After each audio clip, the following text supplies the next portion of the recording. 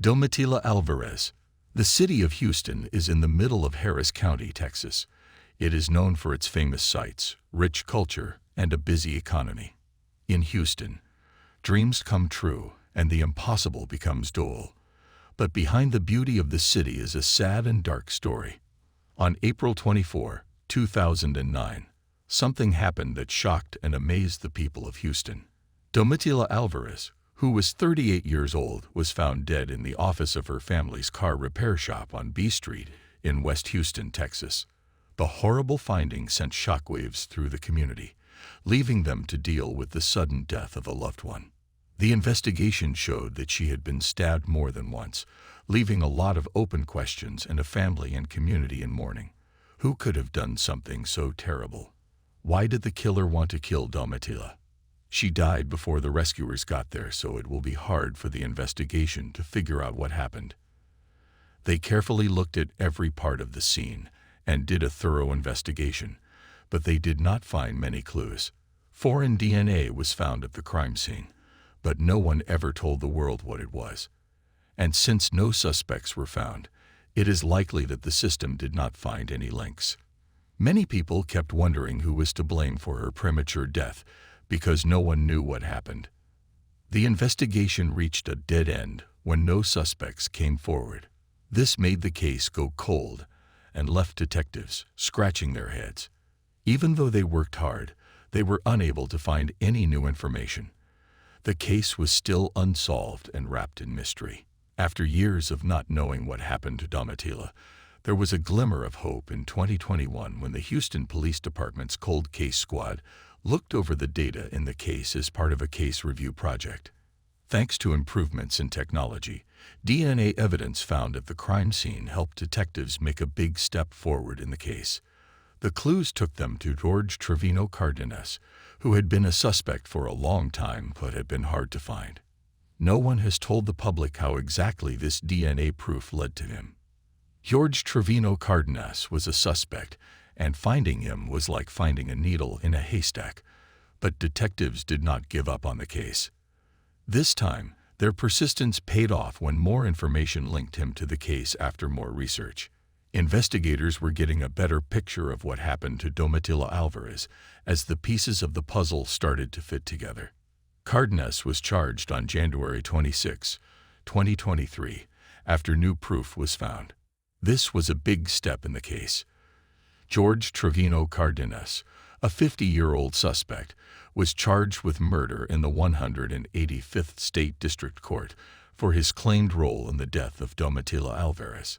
He had to face the full force of the law. He was also serving a sentence for a different crime at the Texas Department of Criminal Justice, William R. Boyd Unit Prison, which raises troubling questions about how many crimes he has committed. Even so, Cardenas' past convictions did not stop the wheels of justice from turning. Finally, justice caught up with the suspect, and he was paid for both crimes. The news made the town and Alvarez's family feel a little better because they knew the person who did it was off the streets and would never hurt anyone else again. Lance Jay Banister. Murray County, Georgia is a beautiful and peaceful place.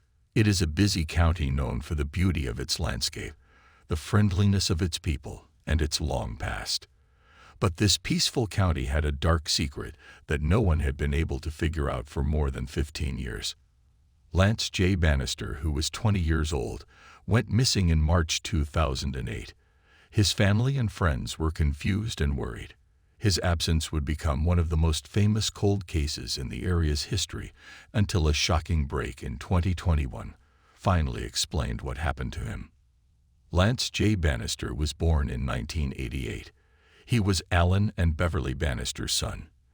In Acworth, Georgia, where he grew up, he had a normal youth. He went to Woodland High School and went to the Faith Baptist Church all the time. Lance had a close group of friends and liked to hang out with his brothers and sisters, Philip and Tammy.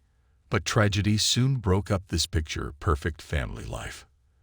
At the beginning of March 2008, Lance went missing without telling his family.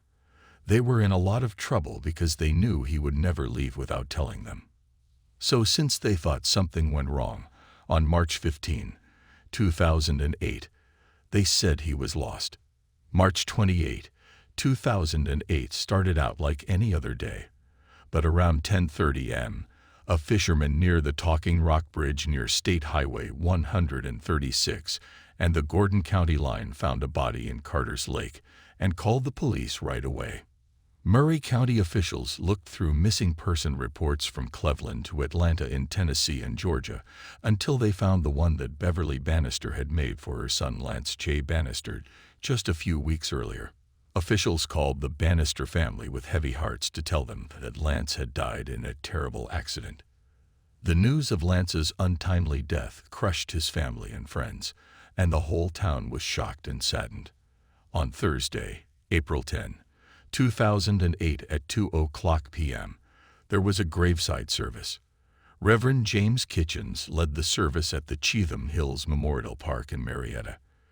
For the Banister family and the rest of the town, the discovery of Lance's body was the start of a painful journey toward closure. It was a clear sign of how fragile life is. Lance's absence and death were a shock to his family, friends, and the community as a whole. It was a terrible blow to his family, who had been waiting for him to come home safely.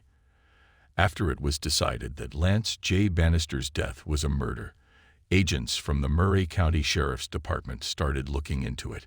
Investigators wanted to know who Lance was waiting for the last time he was seen living. This was the most important question they wanted to answer. When the detectives looked at the police record from when Lance went missing, they found that he was waiting for someone named Daniel to take him to Cartersville. This was very important information, and because of it, Daniel became the main suspect in the probe. The police wanted to know what he knew about Lance's death. Even though they tried hard, the Murray County Sheriff's Office officers could not find their main suspect named Daniel. The path was no longer leading anywhere, and they were running out of choices. That is when the Georgia Bureau of Investigation got involved to help with the case. With their new knowledge and tools, the agents hoped to solve the case and get the answers they had been looking for. But the case went cold because there were no real leads to follow. It was on the list of unsolved murders for 15 years before the case was reopened, with a new sense of urgency in 2023. Detectives looked into the case more, and Shannon Tapley became a new suspect.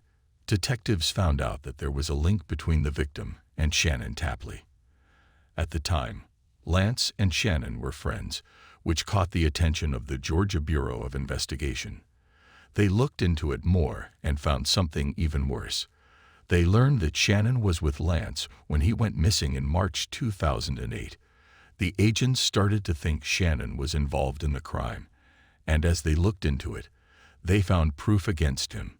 This was a shocking piece of information that messed up the probe. Could someone Lance trusted do something like this? Agents from the Georgia Bureau of Case, the Murray County Sheriff's Office, the Bartow County Sheriff's Office, and the Federal Bureau of Investigation's Dalton Safe Streets Task Force all worked together on the case. During the investigation, the police found clues that pointed to Shannon Tapley as the person who killed Lance. The police focused on Shannon because they wanted to find any proof that could link him to the murderer. The investigation was very thorough, and every bit of information was carefully looked over, and every tip was followed up on. After months of hard work, the Murray County Sheriff's Office, the Georgia Bureau of Investigation, the Federal Bureau of Investigation special agents from the Dalton Safe Streets Task Force, and the Bartow County Sheriff's Office detectives all came to the same conclusion. Shannon Tapley killed Lance J. Banister. On March 5, 2023, 15 years after Lance J. Banister's tragic death, Shannon Tapley was finally arrested and charged with killing him. The exact details and proof against him have not been made public yet. The Georgia Bureau of Investigation said that Shannon is being held at the Bartow County Jail on suspicion of murder. Lance's family and the community, who had been waiting for years for justice to be done, were relieved when the suspect was caught. But it was also a harsh reminder that danger can come from anywhere, and sometimes the people who are nearest to us are the ones who hurt us the most. Even though things are hard, Lance's family and friends can now take comfort in the fact that the justice system is trying to do right by their loved one. Monica Leach. On April 28, 1997, something shocking happened in the city of Thousand Oaks. Monica Leach, age 39, was found dead in broad daylight. Thousand Oaks, a small city in California, is known for its close-knit community, where it's hard to walk down the street without running into someone you know. On September 15, 1957, Monica Lynn Cavaletto Leach was born to Elaine and Al Cavaletto.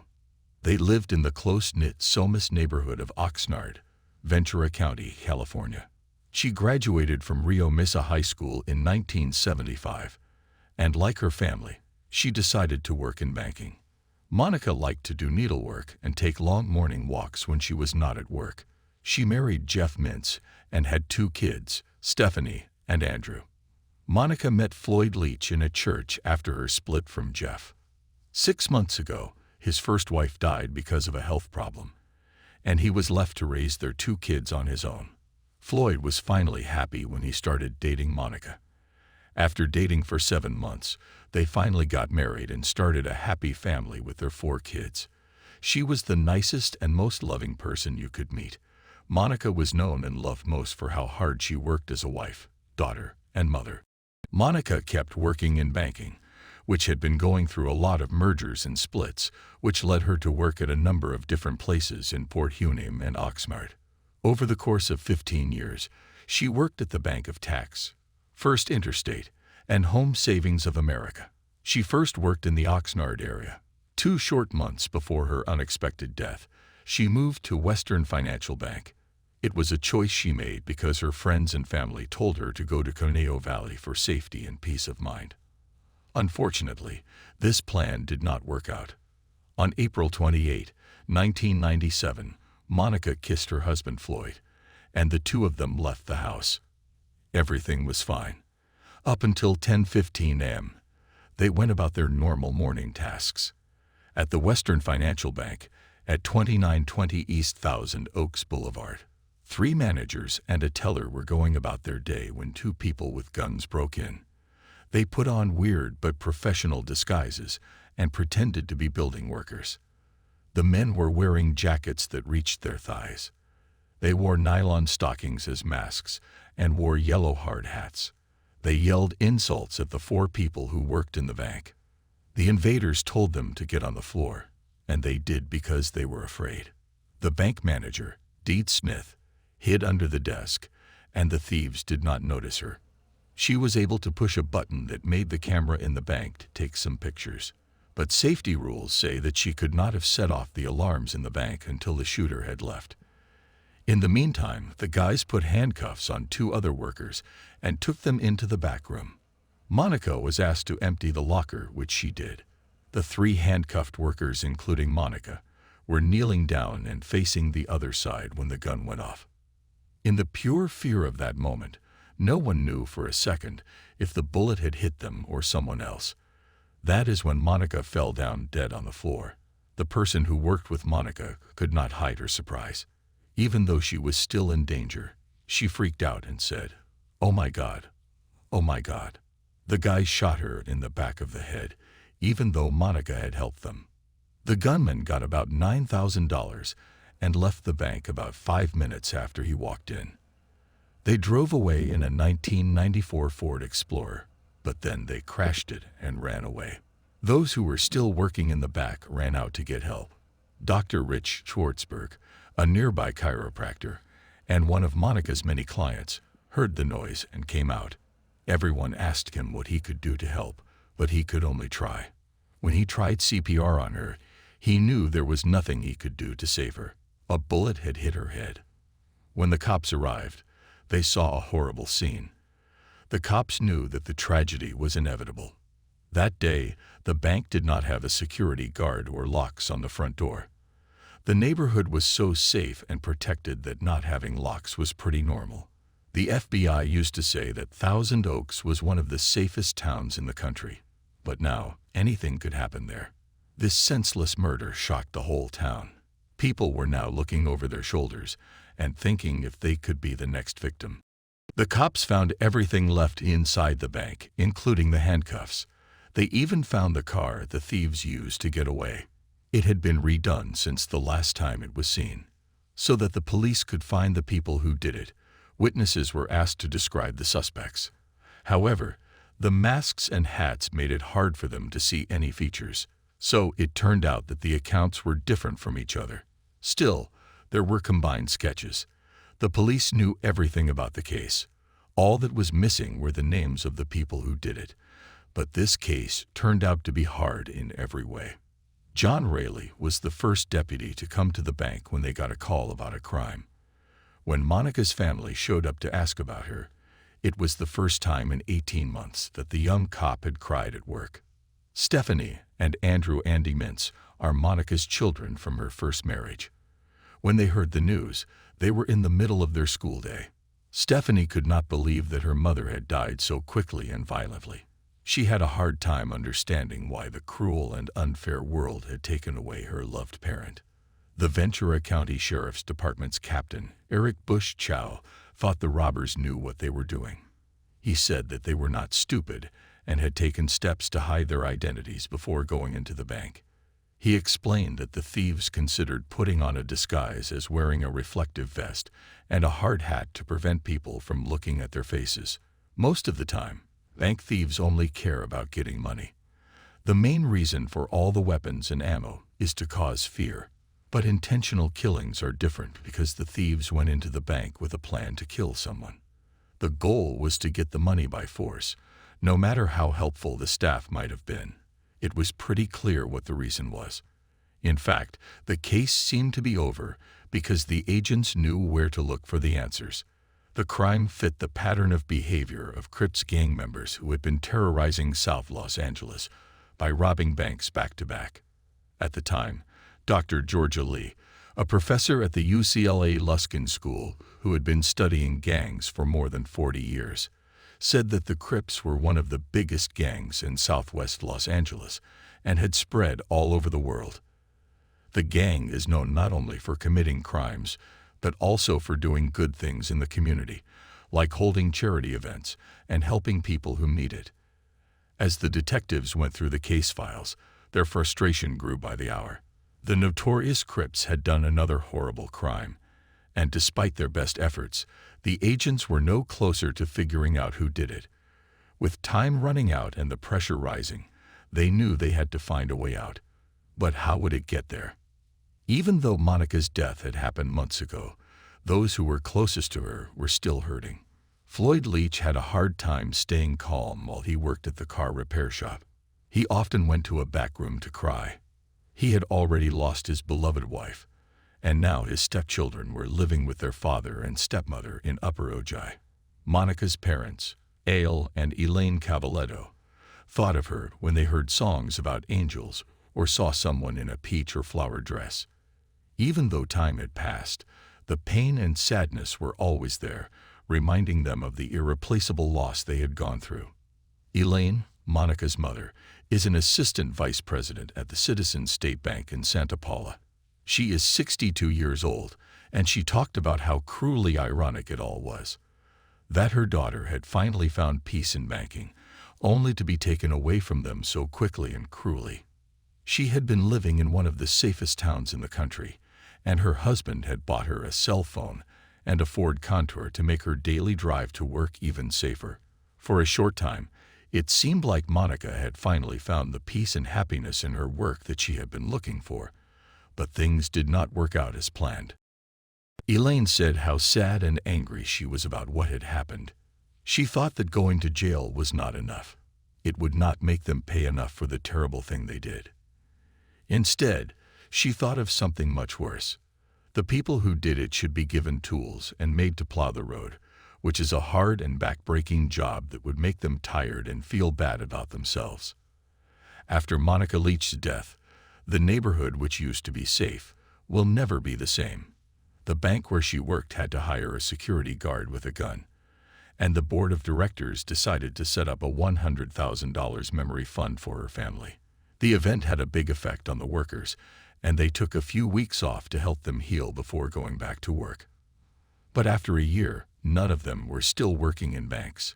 D.D. Smith, who worked as a bank manager for decades, quit to become a tour manager.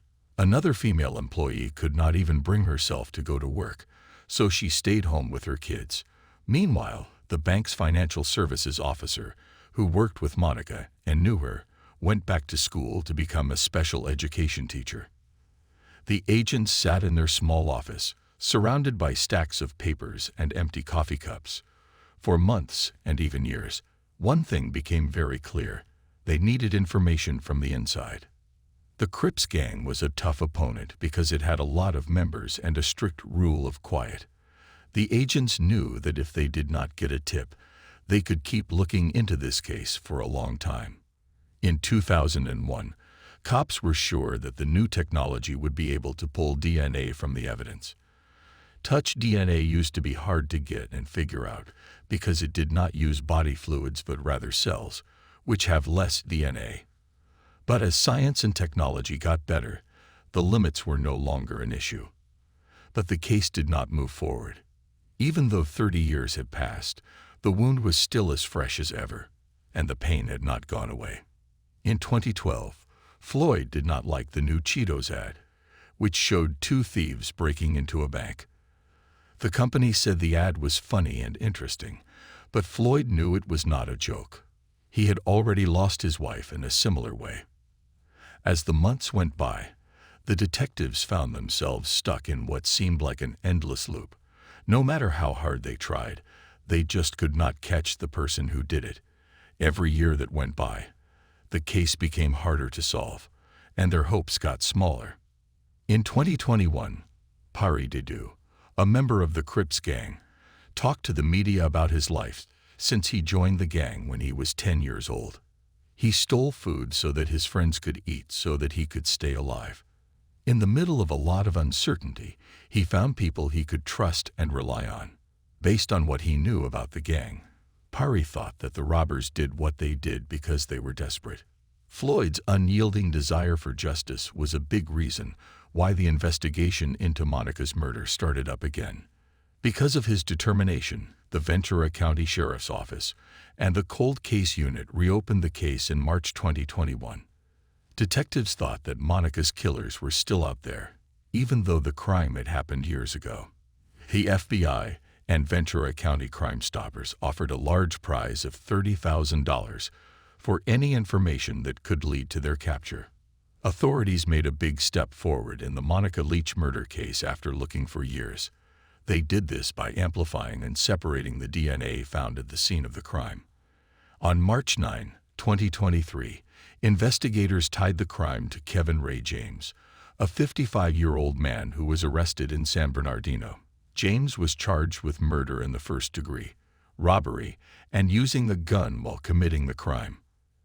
Eric Nasarenko, the Ventura County District Attorney, praised the agent's hard work and said that James would be held without bail at the Ventura County Jail. Reports say that Monica Leach's murder suspect, Kevin Ray James, was a member of a gang in the Los Angeles area at the time of the crime. But detectives were not able to figure out who the second robbery suspect was. So the FBI is still offering a $30,000 reward, and Crime Stoppers is still offering a $100,000 reward for any information that leads to the discovery of the second suspect. Even though Monica's death will always hurt, her family and friends could finally feel a little better knowing that one of the people who killed her had been caught and punished. Wilomeana Filkins. On August 19, 1994, Wilomeana Filkins, who was 81 years old and lived on Coventry Lane in East Greenbush, was found dead in her apartment. She had been hit over the head with a blunt object. East Greenbush is a town in Rensselaer County, which is a beautiful area with both small towns and busy cities. It is in the rolling hills of upstate New York. Wilomeana Violet Filkins was born on June 9, 1913. Her parents, Myron Filkins and Georgiana Wright, had her when they were 41 and 39 years old. In 1930, Wilomeana was living in Rensselaer, New York, and in 1950 she moved to Greenbush, New York. She grew up in Rensselaer with 7 sisters and 1 brother, So she knew early on how important it was to work hard and keep going. It was a lesson she never forgot in the 60 years she lived in East Greenbush, a nice town where she put down roots and did well. Even though she never wanted to be in the spotlight, everyone who knew her loved and admired her. Wilomeana used to work for the Department of Education. When she retired, she turned her attention to gardening, which made her neighbors green with envy. Her backyard was a riot of color, with bright flowers and thick grass covering every inch of the room. She did not keep her skills to herself. She was a very active worker, and over the years she used her green thumb to help with many community projects. Wilomeana never got married or had her own kids, but she knew how to take care of those around her. Even though she was 81 years old, she lived alone, smiling softly and having a kind heart. Wilomeana was only 5'2" tall and had bright blue eyes. She was full of life, and everyone who knew her felt it. August 19, 1994, was a day that everyone who knew and loved Wilomeana Filkins will never forget. After several failed attempts to reach her, her brother Sterling and her niece Carol went to her ground-floor apartment at 2202 Coventry Apartments to check on her. When Carol saw that the drapes were caught in the door, she knew something was not right. She opened the door and saw Wilomeana's body. The police were called right away, but even after a thorough search of the apartment, they were unable to find a murder weapon. An autopsy showed that she had been dead for 2 days and that she had died from several blows to the back of her head. But what could have caused this quiet, unassuming woman to be attacked so brutally? Wilomeana was thought to have been robbed during the day. 2 days earlier, her car, a 1989 Plymouth Reliant, was parked in a strange way. Her family told the police that it was not how she usually parked it. That is when they realized that the killer had used her car to get rid of her things. 3 years after Wilomeana's death in 1997, a cemetery caretaker found some of her belongings on a remote road next to the cemetery, which is on Route 203 in the village of Nassau. This led the detectives to the Nassau Skodak Cemetery, where the items were found, and confirmed that the suspect had used Wilomeana's car. The police never said exactly what they found, but they thought the killer was a local person because the area was only a few miles away. Members of the Troop G Major Crimes Unit, the Bureau of Criminal Investigations at the State Police Shot at Barracks, and the East Greenbush Police Department worked hard to find out as much as they could about the case. They talked to potential witnesses and suspects for a long time in an effort to find out what happened to Wilomeana and who killed her. Wilomeana's murder had been at the forefront of the town's police department's investigations for decades. Each time a detective retired, the case file was passed on to a new investigator, who vowed to find the heinous criminal responsible for the crime. In 2019, there was a long-awaited break in the Wilomeana Filkins murder case. The New York State Police and East Greenbush Police got a tip from a close friend of a possible suspect, Jeremiah J. Coyetti. Coyetti's ex-girlfriend had recently watched a true crime show about cold cases on Netflix, which reminded her of strange things Coyetti had said about an elderly woman. She quickly told the police what she thought was going on. With the new information, investigators were able to piece together Coyetti's life by tracking his movements and places of residence to build a case against him. Also, after Wilomeana's body was found in 1977, the police conducted a thorough investigation that included questioning hundreds of witnesses, including Jeremiah Coyetti, who lived in apartment 10 just around the corner from the victim's home. Coyetti was not a person of interest at first, even though he was close to the crime scene and had been interviewed soon after the murder. He was born on March 21, 1976, and later moved to the same East Greenbush apartment complex, where Wilomeana Filkins lived to live with his father. He graduated from Columbia High School in 1994 and left East Greenbush. As a bus driver, he took school kids and older people to and from places. His ex-girlfriend remembered him telling her that he had robbed and hit a woman. On October 1, 2019, the police attempted to question Coyetti, but he ran away. The New York State Police and the East Greenbush Police were informed and immediately sprang into action. They went to Rosendale and Ulster County to interview Gaetti's family, co-workers, and friends in order to gather evidence against him. The next day, on October 2, 2019, about 70 miles south of East Greenbush, police found Jeremiah Gaetti's dead body with a gunshot wound to the head in the garage of his home in Rosendale. The autopsy revealed the shocking news that Gaetti had killed himself, leaving a lot of questions about what role he played in the decades-old murder case. Gaetti's death did not stop the investigation. An autopsy was done, and his fingerprints and DNA were taken to compare with the evidence from the original case. All physical evidence was resubmitted, including the wooden coffee table with the unknown fingerprint. The investigators hoped to find a match. In 2021, a family member came forward and said that Gaetti was responsible for the murder. On October 1, 2019, he panicked after talking to the detectives. He called a family member and told them he did not want to go to prison. The family member also told the detectives that Gaetti had once planned to rob a bank and steal a car to get money for college. Even though he had plans to meet with a lawyer, Gaetti could not handle his guilt and ended up killing himself.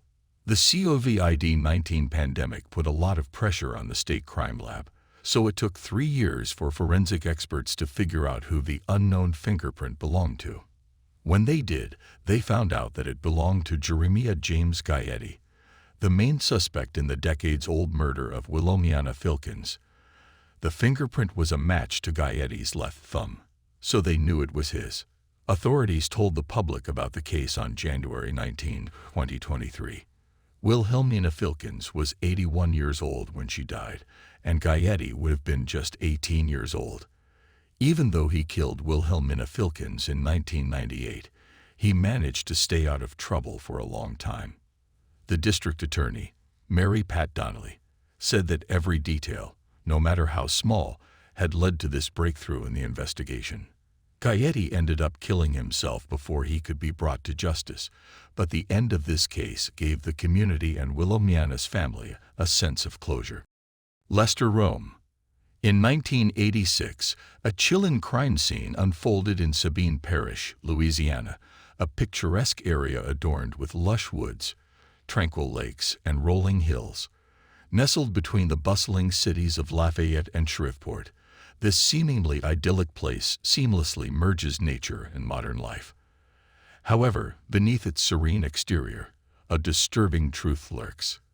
It was in this year that the remains of Leicester, Rome were discovered, concealed within a well. This unsettling revelation marks one of the most eerie and spine-chilling crimes ever recorded in this region. The well where Rome's body was found was in the small town of Many, Louisiana, which is in the middle of Sabine Parish.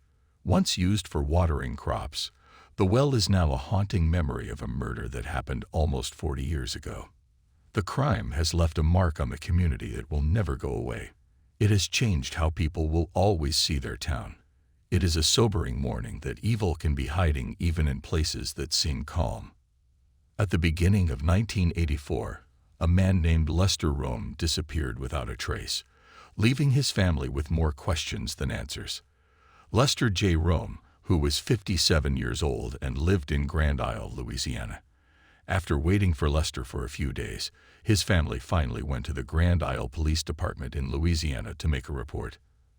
After the report was filed, the police department, which is on a narrow barrier island off the coast of Louisiana, started looking into what happened to Leicester Rome.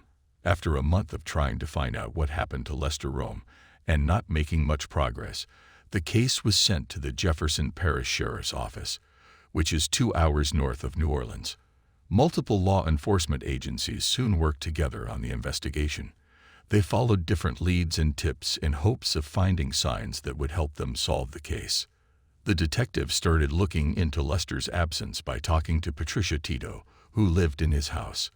The officers said that Tito said he was running Lester's business while he was away and that Lester had gone on a trip before he disappeared. She said she did not know anything about crime in the case. Even though the detectives worked hard to find Lester, the search went on for years with no good leads. But in an unexpected turn of events, a shocking find was made in the middle of Louisiana. On April 18, 1986, human bones were found in a water well in Sabine Parish, Louisiana, which is in the middle of the state. The Sabine Parish Sheriff's Office, which is 4 hours away between Lafayette and Shreveport, started a homicide probe when they found the body parts. At the time, no one knew that the finding of his body would be a mystery for almost 40 years because the remains could not be identified. The case was called The Man and the Well. Faces Laboratory used cutting-edge technology and forensic methods in October 2013 to find a possible link between the remains from the well and Rome. The remains found in the well were later proven to be those of Lester Rome. This put an end to a mystery that had been going on for decades as people looked for answers. The LSU Forensic Anthropology and Computer Enhancement Services Laboratory was very important in linking the parts found in the well to Lester Rome. One important thing found was that shotgun pellets were stuck in the groin area of the bones.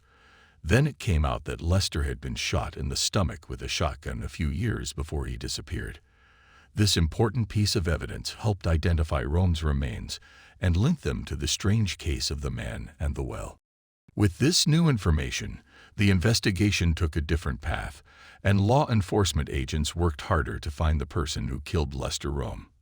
Lester Rome was stabbed to death, and his body was found with a blue shirt, blue knit pants, a brown belt, a light blazer jacket, sneakers, a key ring with 5 small keys on it, a folding brush and comb, a urine cup, a small pocket knife, and a Snoopy nightlight. The more they looked into Lester Rome's disappearance, the more they learned that he had a gunshot wound to his left hip from a long time ago. This likely caused him to walk with a limp and feel pain, even though the wound had healed. The autopsy report also said that he had a bridge and several teeth on the upper right side of his mouth. These discoveries gave the police more information about Rome's life and what may have happened to him. Not until 2021 was the mystery fully solved. The Central Sabine Fire Department helped the sheriff's office get evidence from the Reckner Road with the help of a fire truck. 9 firemen, the sheriff, 2 detectives, and 3 other people helped with the operation. The well was about 27 feet deep, and the amount of oxygen was closely watched during the whole process to make sure everyone was safe. A fan pushed fresh air into the well. The team was able to get proof out of the well, which they then gave to the detectives to look into further. The Central Sabine Fire Department's help and knowledge were very important to the success of the action. The Sabine Parish Sheriff's Office looked at Lester's case of being missing and chose to talk to Tito. Sources say that Patricia Tito told the detectives something shocking during an interview with them. She told the police that Lester Rome had been killed in Grand Isle and that his body had been thrown away in Sabine Parish. This was a big break in the case, and it gave detectives important information they needed to keep looking into it. With this new knowledge, the focus of the investigation shifted to finding out who killed Lester Rome. In a surprising turn of events in the spring of 2022, Patricia Tito led police to the exact spot where Lester Rome was killed. This was a big change in the case because it gave investigators important new information and helped them find new proof that would help bring the criminals to justice. The agents worked hard to figure out what had happened. They put together a timeline of events and gathered evidence to back up their case. Lester Rome went missing and was later found dead. Tito's help with the investigation was very important in solving the case. During her assistance with the investigation, Tito said she was there when Lester Rome was killed, but she blamed a man named Delvin Avard Sibley, who is now 76 years old, and not herself. Tito also said that when Sibley left Grand Isle, he took Rome's body with him. In a Facebook post, the sheriff's office said that it was not clear how much Patricia Tito was involved in the murder of Lester Rome, but she knew about it and did not tell the police or any of Rome's family members between 1984 and 2021. Even though Tito said she was not guilty, the fact that she knew Rome had died and did not tell the police was seen as breaking the law in a big way. Her actions let the people who did the crime stay out of jail for almost 40 years and caused a lot of pain for Lester Rome's family and friends.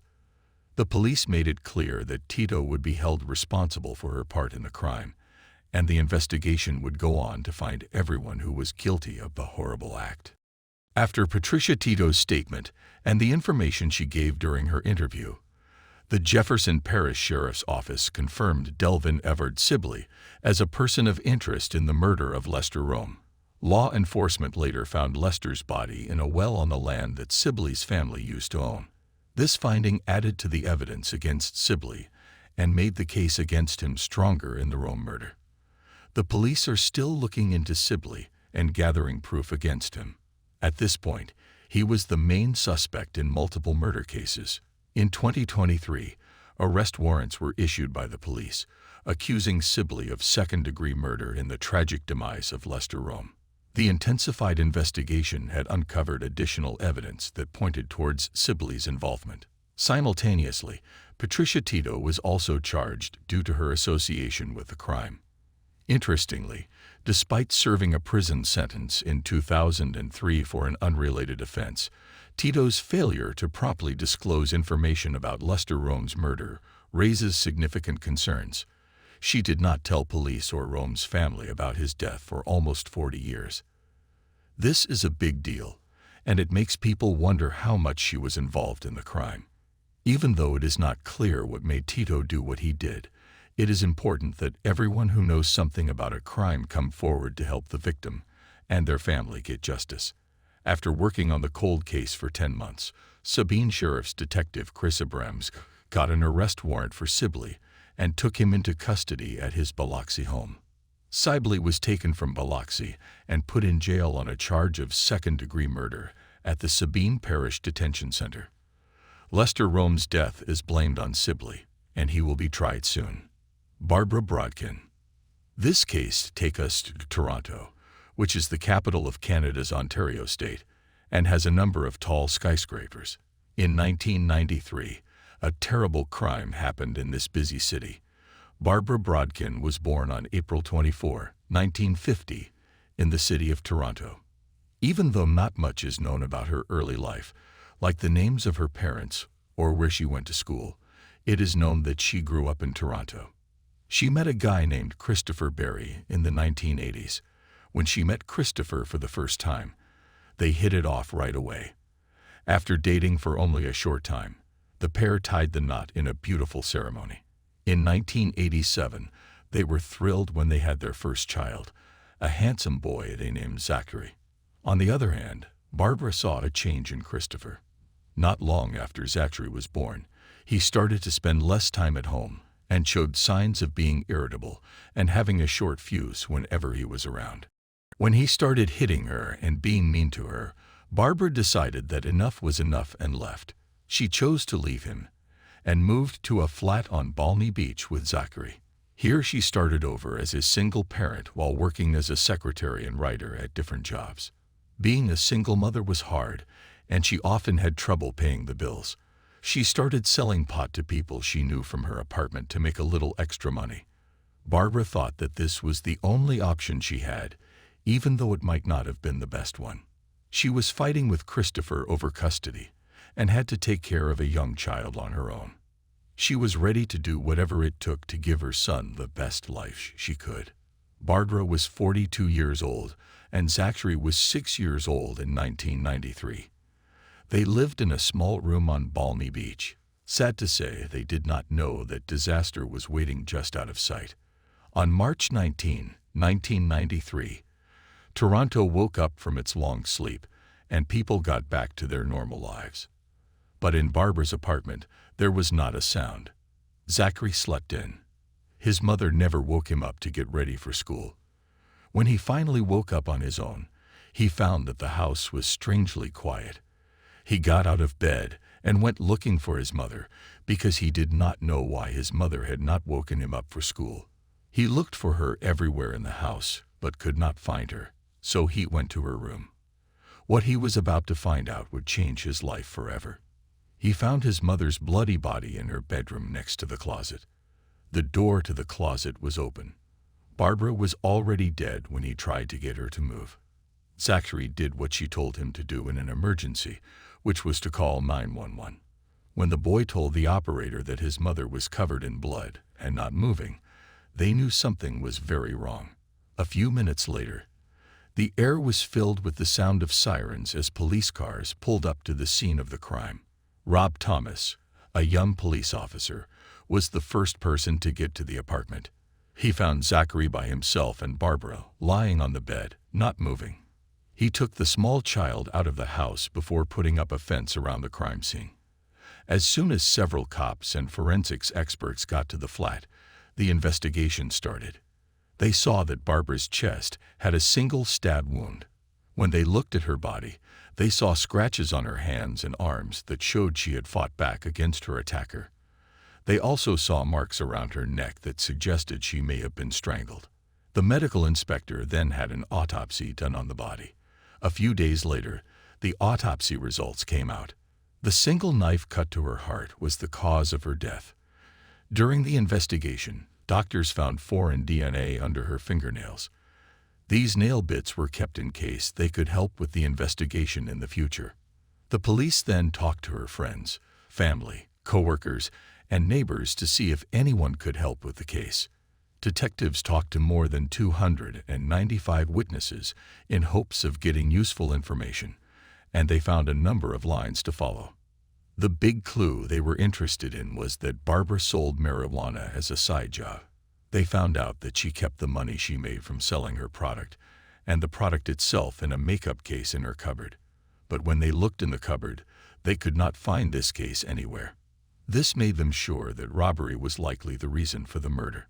But when they could not find any suspects among her regular customers, they turned their attention to someone else who was starting to stand out.